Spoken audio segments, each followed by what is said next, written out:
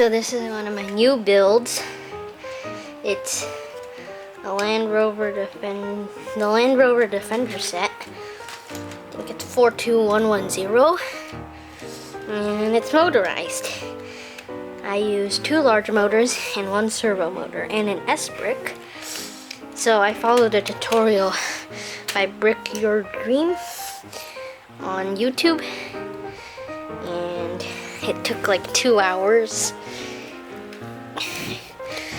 And in the process, I also lost the stick that you need to do like the engine, like the pistons go up and down, so the engine doesn't work.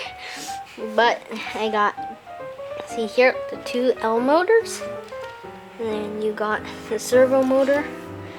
So the bottom isn't as flat because the 2 L motors aren't small, but like, yeah. And it's powered with the battery box and the S-brick. And you can see there's a big mess of wires. You can see the servo motor. It still has the full suspension on all wheels. And full suspension on all wheels. And yeah, it goes up and down and everything.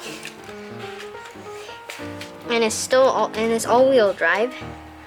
You can open the back and you can see the battery box. I had to remove the things on the roof because they added a lot of weight.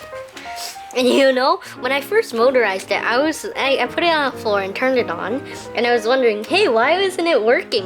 And then I just switched the differentials because they were facing the same direction. So I switched it, and then now it's working again because that's how it works. Oh, I just ripped the front off. Welp.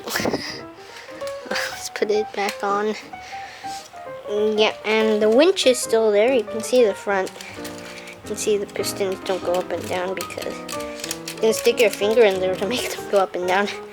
The winch still works. You can press the lever and make this thing go up. Yeah, pretty neat. You can make it go up. You can. All the functions still work. I had to like just stuff the battery box into the rover. Yeah, and it's really neat. And the steering wheel still works. It's driven by the servo motor. Yep, and that's it.